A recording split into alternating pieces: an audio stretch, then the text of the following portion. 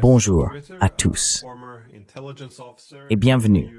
Je suis aujourd'hui accompagné de Scott Ritter, ancien officier du renseignement dans le corps des marines des États-Unis et ancien inspecteur des armes de l'ONU. Je suis très heureux de vous revoir. Je voulais vraiment vous interroger sur la nouvelle approche de Trump, surtout envers l'Iran. Trump se considère, je suppose, comme un grand négociateur, et il a tendance à s'appuyer fortement sur une pression maximale pour obtenir ce qu'il veut. Il a maintenant menacé l'Iran de guerre, à moins qu'il n'accepte son accord. Bien sûr, il intensifie également la rhétorique envers la Russie, avec des menaces de sanctions. Mais si nous commençons par l'Iran, comment évaluez-vous cela? Est-il probable qu'il obtienne l'accord qu'il souhaite? Et sinon, pensez-vous qu'il suivra cet ultimatum et poursuivra la guerre?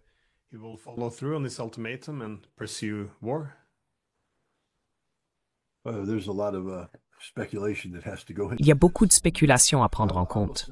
Je dirais ceci. Nous ne déplaçons pas, nous étant les États-Unis, nous ne déplaçons pas les forces militaires à la légère. Et donc, une fois que vous voyez une accumulation de puissance militaire qui atteint un certain seuil, la guerre devient plus ou moins inévitable. Je ne pense pas que nous en soyons encore là, mais nous voyons des ressources militaires affluer dans la région du Moyen-Orient. Et donc, je prendrai très au sérieux les menaces d'action militaire. Et je crois honnêtement que Trump utiliserait effectivement la force militaire contre l'Iran pour atteindre son objectif d'éliminer ce qu'il considère comme un programme nucléaire capable de produire des armes nucléaires.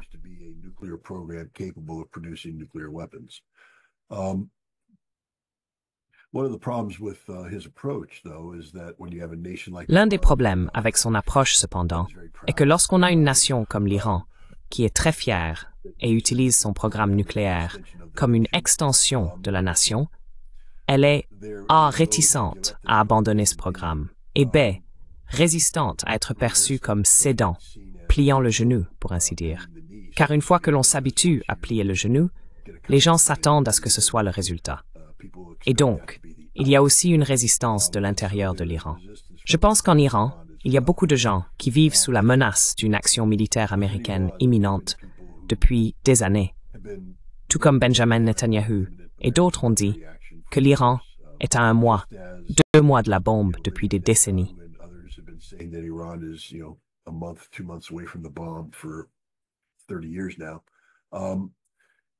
Depuis 30 ans maintenant, on dit à l'Iran, si vous ne faites pas cela, nous vous bombarderons.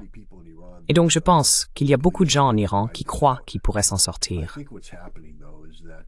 Cependant, je pense que ce qui se passe, c'est que l'Iran est informé par des acteurs régionaux et par des partenaires et acteurs internationaux avec lesquels ils interagissent, que Trump ne bluffe pas, que c'est vraiment une menace réelle, presque une menace existentielle pour l'Iran. Et je pense que nous pourrions voir l'Iran trouver un moyen d'arriver à une position de négociation. Je ne pense pas que ce sera des négociations directes entre l'Iran et les États-Unis. Je pense que cela se fera par l'intermédiaire d'un tiers, peut-être la Russie, peut-être la Chine, peut-être les deux. Mais je pense qu'il y a une prise de conscience croissante en Iran que c'est différent et qu'il faudra qu'il y ait une sorte de résultat négocié si l'Iran veut éviter la guerre.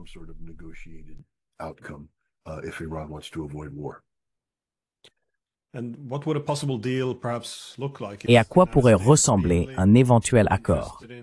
Les États-Unis s'intéressent-ils principalement, je suppose, non seulement à relancer le JCPOA, mais aussi à réduire certains des processus d'enrichissement que les Iraniens ont suivis, ou veulent-ils également des limitations sur les missiles balistiques et les systèmes d'armes en général? Quel type d'accord pensez-vous que Washington pourrait accepter?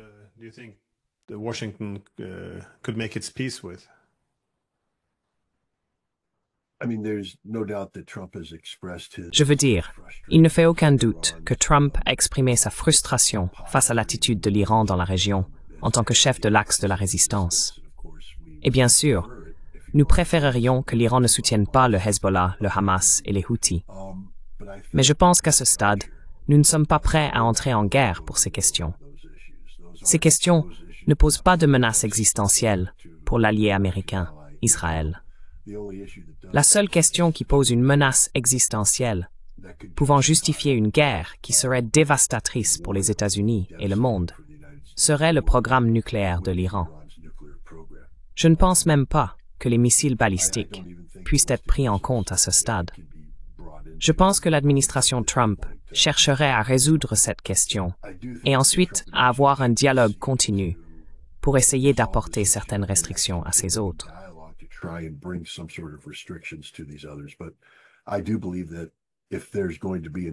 Mais je crois que s'il doit y avoir une issue négociée à ce conflit, ce sera uniquement au sujet du programme nucléaire de l'Iran. La mesure dans laquelle l'Iran est prêt à reculer est inconnue. Mais ce que nous savons, c'est ceci. L'Iran possède un stock important d'hexafluorure d'uranium enrichi à 60%, ce qui n'est qu'à un pas d'être transformé en uranium de qualité militaire. Je pense que cela devra être mis sur la table. Que l'Iran ne peut pas être autorisé à accumuler de l'uranium enrichi à 60%. Et je crois qu'il faudra un contrôle strict des capacités de centrifugeuses de l'Iran. Je pense que ce qui est important ici, c'est que ce qui a tué l'accord la dernière fois, c'est que l'accord était fondé sur l'idée que l'Iran allait être soumis à cette fenêtre de rupture d'1 an.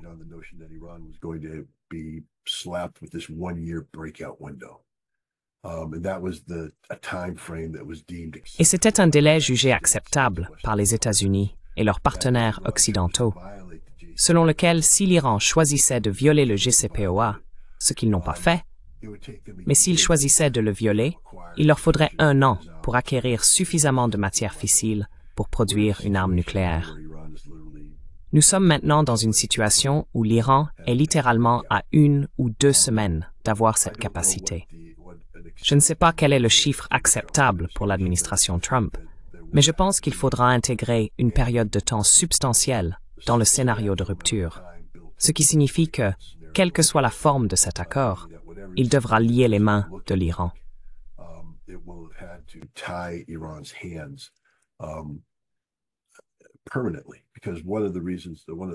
De façon permanente, car l'un des problèmes que Trump avait était les clauses de caducité.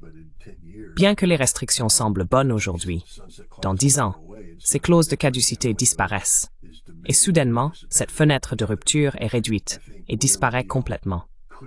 Je pense que tout accord qui pourrait émerger devrait être digne d'arrêter le conflit. Il devrait avoir des mécanismes en place qui empêchent l'Iran de pouvoir rapidement se développer et produire des armes nucléaires. Je pense qu'il y a une formule là. Tout le monde est familier avec le programme iranien et tout le monde comprend les capacités du programme iranien.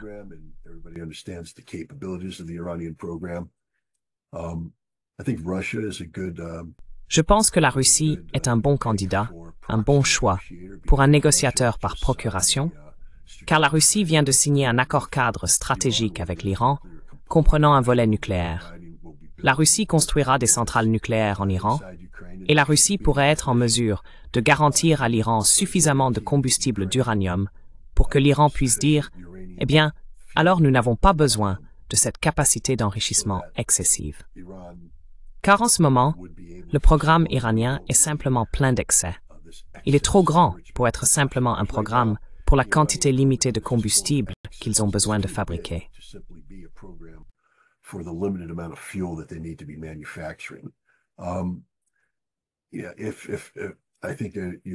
Oui, je pense que vous pourriez parvenir à un accord. À mesure que l'Iran acquiert de nouveaux réacteurs, il serait capable d'augmenter son enrichissement. Je veux dire, cela pourrait être une approche, mais vous n'autorisez pas l'Iran à anticiper l'enrichissement, de sorte qu'il dispose d'une capacité d'enrichissement inutilisée considérable qui ne peut être justifiée que si l'Iran cherchait à se retirer rapidement. Je pense simplement qu'il y a un accord à trouver techniquement, que la volonté politique existe ou non de la part de l'Iran, et pour être franc, de la part des États-Unis, pour accepter cela, est une toute autre question.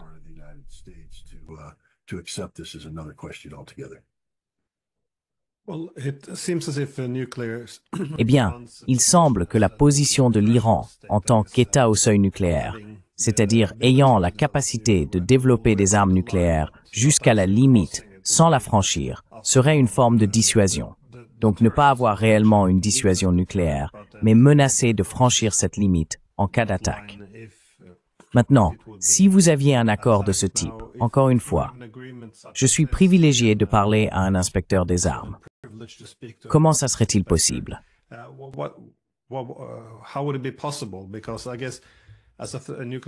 Parce que je suppose qu'en tant qu'État au seuil nucléaire, il peut y avoir des accords et des règles sur les matériaux qu'ils sont autorisés à détenir.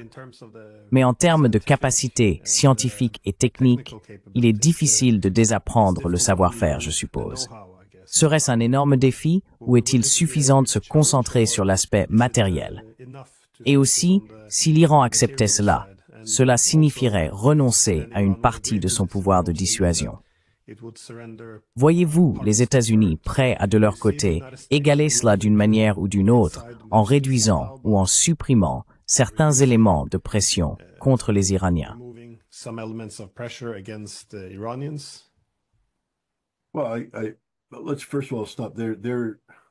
Eh bien, arrêtons-nous. D'abord là, le concept d'un État seuil nucléaire n'existe pas dans le traité sur la non-prolifération des armes nucléaires. C'est un concept inventé. C'est une déclaration de réalité parce que c'est ce qu'est l'Iran. Mais le TNP ne prévoit pas d'État seuil nucléaire. Il prévoit des États dotés d'armes nucléaires et des États non dotés d'armes nucléaires. L'Iran ne serait pas autorisé, dans le cadre d'un accord, à conserver des capacités qui en feraient un État seuil nucléaire. Vous devriez voir des restrictions sur les capacités d'enrichissement de l'Iran afin qu'il ne soit plus sur le point de franchir le seuil. Vous ne pouvez pas désapprendre ce que vous savez. Et encore une fois, ce que l'Iran sait, c'est comment enrichir l'uranium.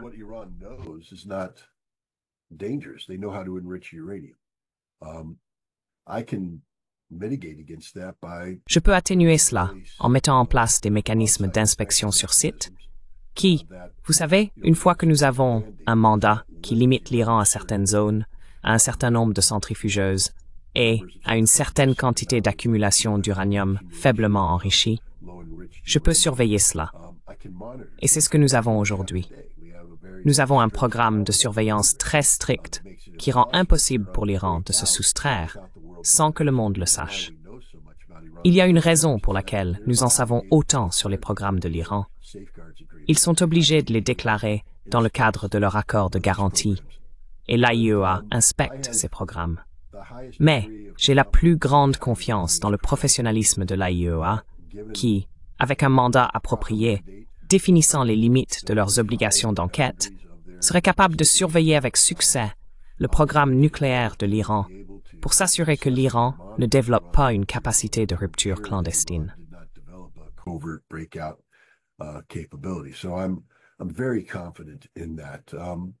Je suis donc très confiant à ce sujet. Et je suis également convaincu qu'il n'y aura pas d'effacement des connaissances iraniennes. Tout d'abord, c'est impossible. Mais les connaissances que l'Iran possède proviennent d'expériences et d'activités qui peuvent légitimement être qualifiées de pacifiques. Il n'y a donc aucun problème à ce que les Iraniens continuent de mener ces recherches. Je pense cependant que l'Iran devra adapter son programme nucléaire à ses besoins. Et à ce stade, il n'y a aucune nécessité en Iran qui justifie le nombre de centrifugeuses qu'il possède actuellement. Je pense donc qu'il faudrait envisager une réduction.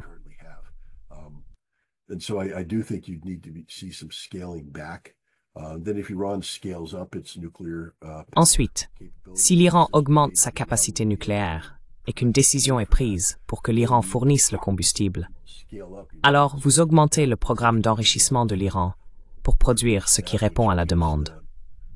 Parce que la capacité d'enrichissement excédentaire n'existe vraiment que pour créer le concept d'un État seuil nucléaire que l'Iran essaie d'exploiter. Je pense que les États-Unis, tout d'abord, doivent comprendre ceci. Nous ne sommes pas sur un pied d'égalité, les États-Unis et l'Iran. Je vais dire cela, et tout le monde va me tomber dessus et me traiter d'impérialiste et tout ça. Mais les États-Unis sont les États-Unis, et l'Iran est l'Iran. Et nous ne sommes pas égaux. C'est juste la réalité de la situation. Nous pouvons dicter les résultats.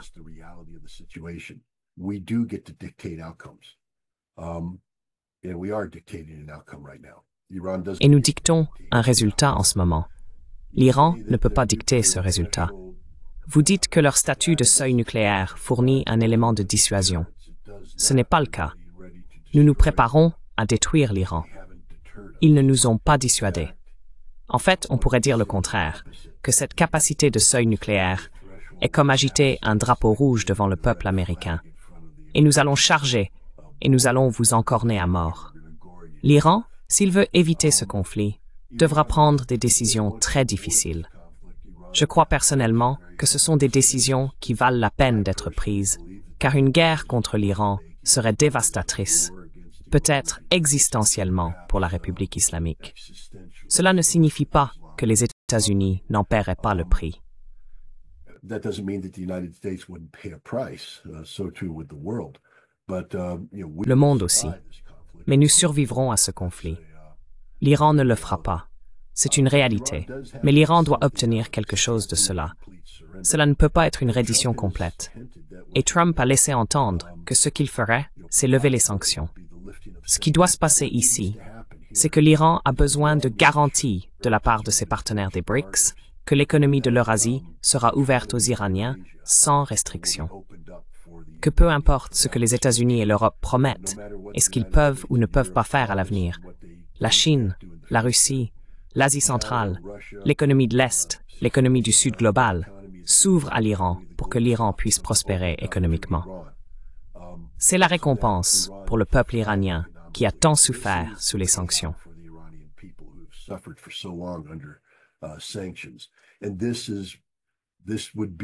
Et cela pourrait être quelque chose que le gouvernement iranien pourrait présenter comme un accomplissement pratique, un véritable accomplissement. L'amélioration du niveau de vie du peuple iranien, une économie mieux fonctionnante, une monnaie stable. Cela, je pense, si c'est bien fait. Mais ce que l'Iran ne peut pas faire, c'est entrer dans un accord où des promesses sont faites, mais sans assurance qu'elles soient tenues. Et c'est là que la Russie, la Chine et les BRICS pourraient jouer un rôle très important en affirmant que les États-Unis lèveront les sanctions, mais que l'Iran ne peut pas se permettre de redevenir dépendant des investissements américains et européens, car nous avons montré une capacité à ignorer les accords et à les déchirer.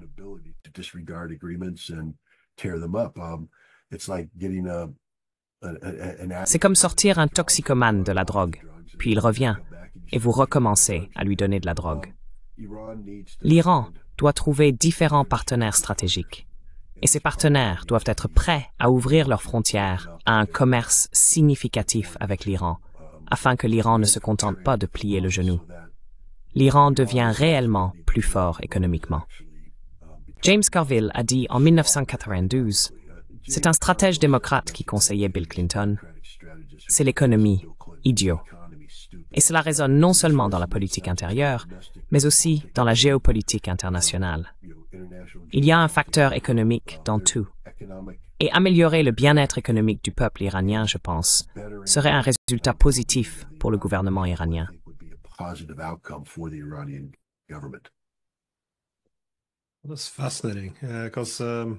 C'est fascinant, parce que vous avez aussi l'impression que l'Iran ne voudrait pas conclure un accord, parce qu'il ne pense pas pouvoir faire confiance aux États-Unis. Eh bien, soyons honnêtes, on ne peut pas vraiment les blâmer pour cela. Mais bien sûr, lier la solution économique à l'Est, à la Chine et à la Russie pourrait l'atténuer. Et de plus, ces pays ne veulent pas voir une arme nucléaire en Iran. Cependant, si l'Iran ne veut pas aller de l'avant avec cela et croit que la solution militaire des États-Unis est un bluff, que peut-on réellement accomplir par les deux parties sur le champ de bataille? Parce que vous avez dit que l'Iran serait détruit. Parlons-nous alors de la possibilité d'armes nucléaires, ou voyez-vous ces villes être bombardées, ou son infrastructure militaire, ou est-ce juste son programme nucléaire qui serait détruit?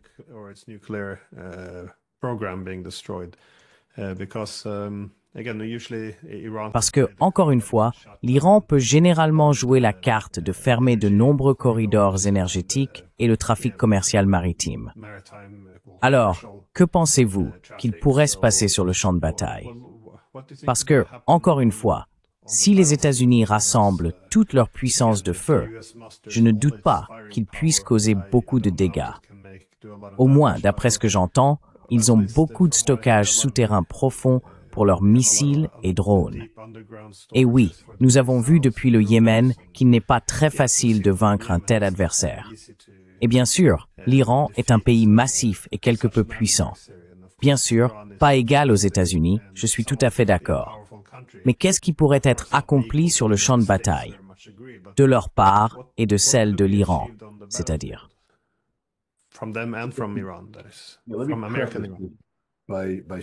D'un point de vue américain sur l'Iran, je ne préconise pas que cela se produise. Mais, vous savez, je suis un professionnel militaire qui a planifié des opérations militaires, et je sais ce qui entre en jeu dans la réflexion derrière le ciblage, etc. Trump a déjà emprunté cette voie. Lors de sa première présidence, les Iraniens ont abattu un drone RQ-4 Global Hawk au-dessus du détroit d'Ormuz. Les Iraniens ont affirmé qu'il se trouvait dans l'espace aérien iranien lorsqu'il a été abattu. Trump, vous savez, faisait du bruit en disant qu'il allait lancer une frappe de représailles contre les batteries de missiles solaires iraniennes qui ont abattu le RQ-4. Le Pentagone l'a informé que cela pourrait conduire à une échelle d'escalade qui entraînerait la fermeture du détroit d'Ormuz.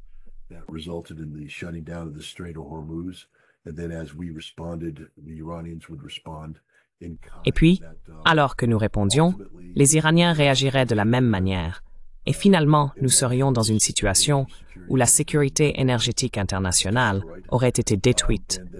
Et il faudrait des mois, voire des années, aux États-Unis pour accumuler suffisamment de puissance militaire pour pouvoir vaincre physiquement l'Iran.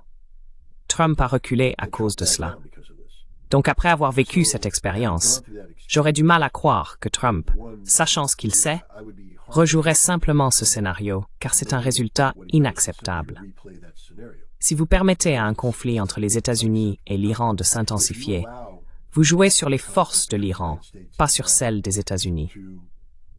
Et nous savons que Trump a pris cela au sérieux, car l'un des problèmes auxquels les États-Unis étaient confrontés étaient ces installations souterraines profondes, Fordo et d'autres, où la capacité nucléaire a été enfouie.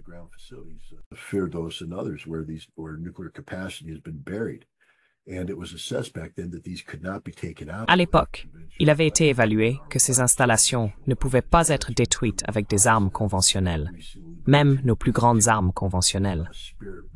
Cela a été prouvé récemment par 2 frappes de bombardiers B-2 Spirit contre Ansar Allah au Yémen, où ils ont frappé des installations souterraines sans pouvoir les détruire en utilisant la plus grande bombe non nucléaire de l'arsenal américain. Trump, lorsqu'il était président la dernière fois, a promulgué une nouvelle posture nucléaire et un nouveau plan d'emploi nucléaire. La posture indiquait que nous devions développer des armes spécifiquement capables de détruire ces installations nucléaires souterraines. Et nous l'avons fait.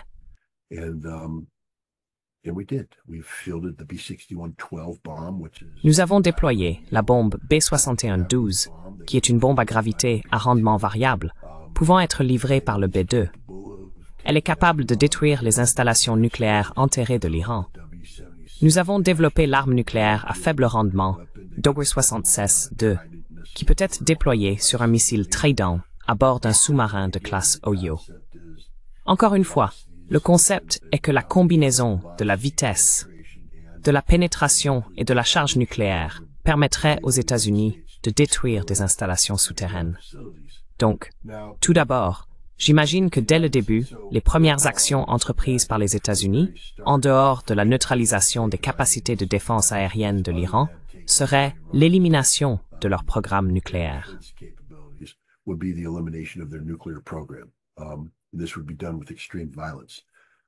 Cela se ferait avec une extrême violence. Je pense que s'ils empruntent cette voie, vous verrez probablement les États-Unis essayer de mener une sorte d'activité de changement de régime. Et vous verriez des frappes similaires contre le commandement et le contrôle souterrain de l'Iran, où la direction se serait retirée à Mashhad, en dehors de Téhéran. Et si ceux-ci sont de nature à ne pas pouvoir être détruits avec des munitions conventionnelles, alors des armes nucléaires pénétrantes à faible rendement serait également utilisée. Je ne crois pas que cela va être une campagne prolongée de plusieurs mois. Je pense que cela va être un événement extrêmement court et violent de destruction de nations par les États-Unis.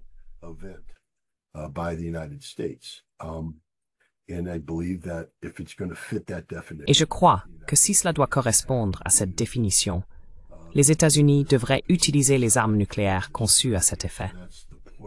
C'est le point que je veux souligner. Ce n'est pas comme si nous cherchions à intégrer les armes nucléaires. C'est que nous avons dit que c'est un problème qui ne peut être résolu que par des armes nucléaires. Et puis nous avons construit ces armes nucléaires. Et nous avons déployé ces armes nucléaires. Et maintenant, nous disons que ce problème existe et nous allons agir en conséquence. Donc, la logique est que nous allons utiliser des armes nucléaires contre l'Iran. C'est stupéfiant. J'aimerais croire que nous vivons dans un monde où cela ne serait jamais envisagé. Mais je veux rappeler aux gens ce que je dis depuis un certain temps maintenant. Les États-Unis ont une posture nucléaire depuis l'époque de George W. Bush, qui nous permet d'utiliser des armes nucléaires de manière préventive contre des cibles qui ne sont pas de type armes de destruction massive.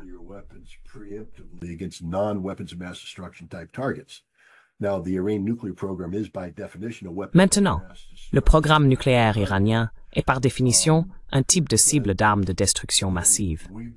Mais vous savez, nous nous sommes préparés à cela. Nous avons cette capacité, donc c'est pas un gros problème. Nous avons les plans pour le faire. Ce n'est pas comme si Trump se tournait vers le commandement stratégique en disant « Élaborer un plan de frappe nucléaire contre l'Iran ». Le commandement stratégique a un plan de frappe nucléaire contre l'Iran depuis de nombreuses années maintenant. Nous nous sommes entraînés pour cela, préparés pour cela, et nous avons recueilli des renseignements à ce sujet. Et aussi capable que soit l'Iran, je ne crois pas qu'ils aient la capacité de tenir tête aux États-Unis en ce qui concerne l'emploi des capacités de frappe stratégiques américaines. Ce sont des règles de grands garçons. Vous savez, les gens disent, eh bien, nous n'avons pas fait grand-chose contre les Houthis. Je veux rappeler aux gens que nous ne sommes pas engagés dans un exercice de destruction de nation contre les Houthis.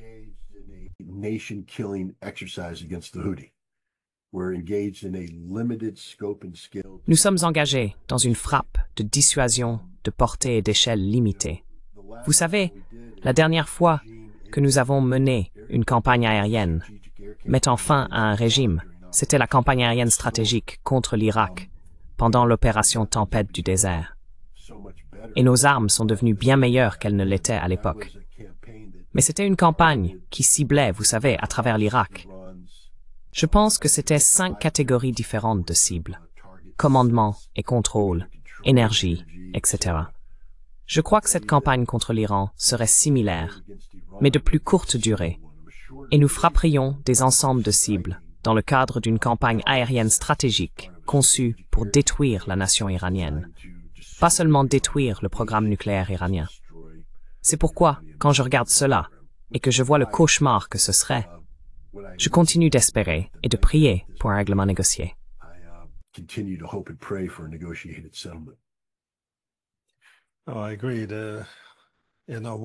Je suis d'accord. Une guerre contre l'Iran serait un désastre à grande échelle. Mais voyez-vous la possibilité que d'autres pays soient entraînés dans ce conflit? Ou s'agirait-il simplement d'une attaque américano-israélienne contre l'Iran? Car il semble probable que les Iraniens cibleraient les bases américaines dans les États arabes. Seraient-ils entraînés dans cette guerre? Je ne peux pas imaginer les Chinois ou les Russes se joindre au combat, mais les voyez-vous envoyer des armes puissantes qui pourraient être utilisées contre les Américains, ou comment? Encore une fois, je demande peut-être trop en regardant dans une boule de cristal, mais en fonction de leurs intérêts et de leur préparation, je suppose que je ne vois aucun de ces pays prêt à entrer en guerre avec l'Amérique. Mais je pourrais les voir vouloir améliorer ou aider l'Iran à riposter d'autres manières.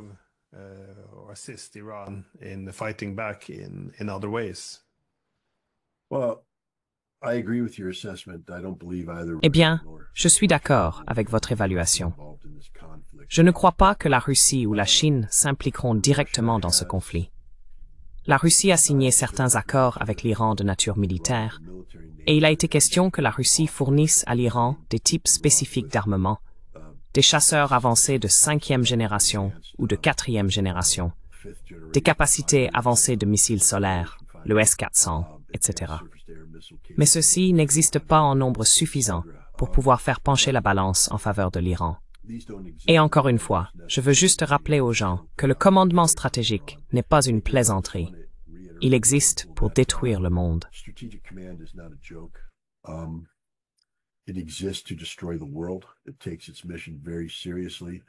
Il prend sa mission très au sérieux. Il s'entraîne pour cela sans arrêt. Ils ont des armes développées à cet effet. Et je veux dire, par exemple, j'ai un cher ami, Saïd Mirandi, le professeur Mirandi. Et je pense beaucoup de bien de cet homme, et je le respecte énormément. Et il a tout à fait le droit de s'indigner de ce que font les États-Unis. Tout à fait le droit. Mais parfois, je l'entends se vanter de la force et de la capacité de l'Iran. Et encore une fois, je le vois comme agitant un drapeau rouge devant un taureau américain. Vous allez mourir. La stratégie américaine, je ne crois pas, sera de jouer sur les forces de l'Iran.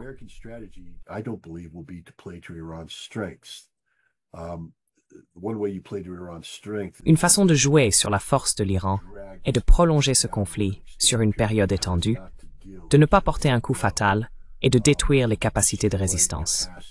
L'autre chose qui se passe, je crois, c'est que par exemple en ce moment, nous voyons en Grèce un exercice d'entraînement conjoint entre les États-Unis, Israël, Oman et les Émirats arabes unis.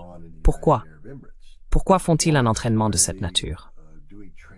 Ce n'est pas qu'Oman et les Émirats arabes unis vont envoyer des ressources dans la région méditerranéenne pour aider. C'est parce que Israël et les États-Unis vont acheminer des ressources dans la région du Golfe Persique.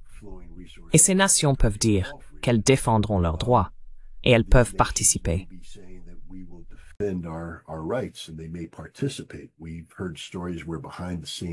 Nous avons entendu des histoires où en coulisses, le Qatar, l'Arabie saoudite et peut-être le Koweït ont envoyé un message aux Iraniens disant qu'ils n'autoriseraient pas les États-Unis à utiliser des bases. Mais en fin de compte, nous n'allons pas demander la permission. Nous allons faire ce que nous devons faire. Je ne dis pas que c'est juste, je dis que c'est la réalité. Et aussi, le premier missile iranien qui touche une installation pétrolière saoudienne marquera la fin de toute réticence saoudienne à soutenir les États-Unis.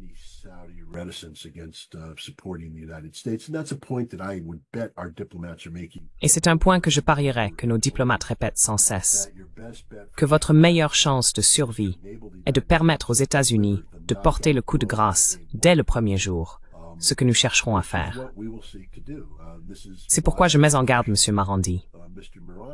Je dis que les missiles que vous pensez lancer pourraient ne plus être là au moment où vous voudrez les tirer, car ils auront été détruits lors de frappes de précision par des avions stratégiques américains transportant l'armement conçu pour vaincre vos villes de missiles souterraines. Donc je ne sais pas.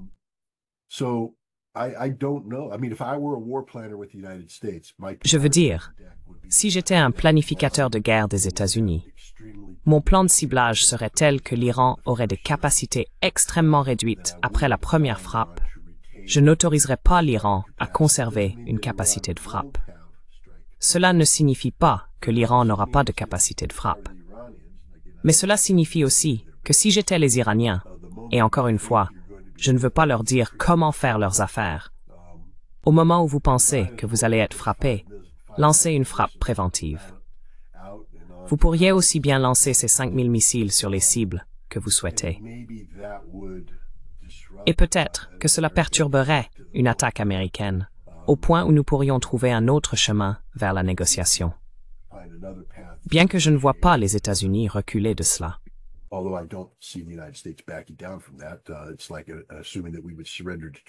C'est comme supposer que nous nous rendrions au Japon après Pearl Harbor. Quoi qu'il en soit, cela va être un désastre pour tout le monde. Et l'économie mondiale, il y a tellement d'inconnus. Comment l'économie réagira-t-elle à cela? Que fera ou ne fera pas le marché pétrolier? Je veux dire, personne n'a simulé ce qui se passe quand on arrache la production de pétrole du Moyen-Orient. On l'arrache, et elle n'est plus là. Que se passe-t-il avec le prix du pétrole? Que se passe-t-il avec le marché mondial de la spéculation? Nous ne savons pas. Et je n'ai pas envie de le découvrir, pour être honnête.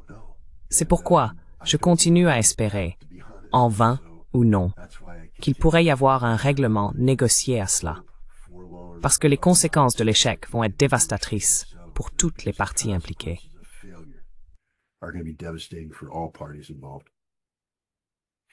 Et je suppose qu'après une telle guerre, l'Iran développerait probablement aussi une arme nucléaire.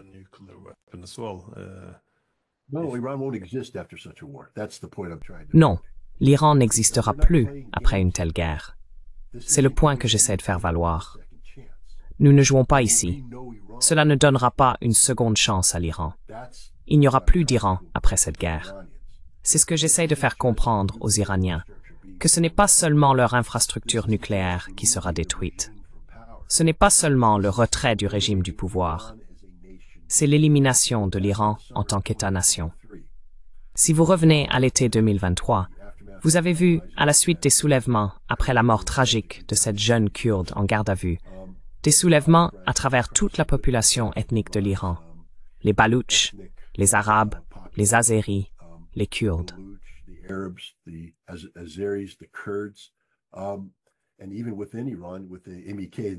Et même en Iran, avec le MEK, les Moudjahidines du peuple d'Iran, et aussi les monarchistes.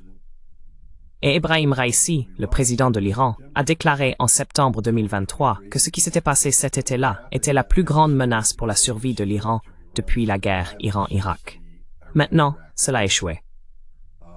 Mais l'autre chose que vous devez comprendre, c'est que l'Iran est une nation qui a été soumise à des sanctions économiques extrêmes. C'est une nation qui souffre. Quel est l'état d'esprit de la foule de moins de 20 ans, qui est un groupe très important de personnes? Ce sont les gens qui, en 1969, se sont ralliés à la cause de l'ayatollah Khomeini et ont été le cœur de la révolution.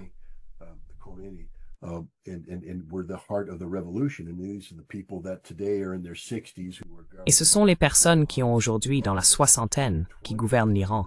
Mais les moins de 20 ans aujourd'hui, il y a cette grande masse. Ont-ils des motivations similaires? Ont-ils encore la même ferveur dans leur cœur pour faire cela? Je pense que la CIA, les Israéliens et d'autres ont été très fortement engagés dans des efforts de perturbation à l'intérieur de l'Iran. Vous combinez cela avec ce que je crois être une campagne ciblée pour éliminer la direction de l'Iran et éliminer les mécanismes de sécurité de l'Iran. Notre objectif n'est pas seulement de faire tomber la République islamique, mais de briser physiquement l'Iran afin qu'il ne représente plus jamais une menace pour Israël, les États-Unis ou l'un de ses dirigeants. Pouvons-nous faire cela? Je ne sais pas. Mais je dirais que, encore une fois, en tant que quelqu'un qui est familier avec le ciblage et la planification stratégique, je ne vois pas les États-Unis bombarder l'Iran, s'en aller et laisser l'Iran construire une arme nucléaire. Si nous prenons la décision d'intervenir, nous allons éliminer l'Iran. Et c'est une proposition très sérieuse. Très sérieuse.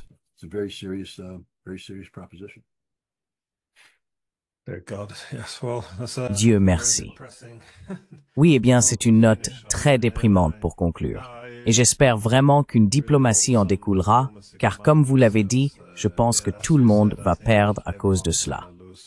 Quoi qu'il en soit, Scott Ritter, merci beaucoup pour votre temps. Merci Bookstein Nate.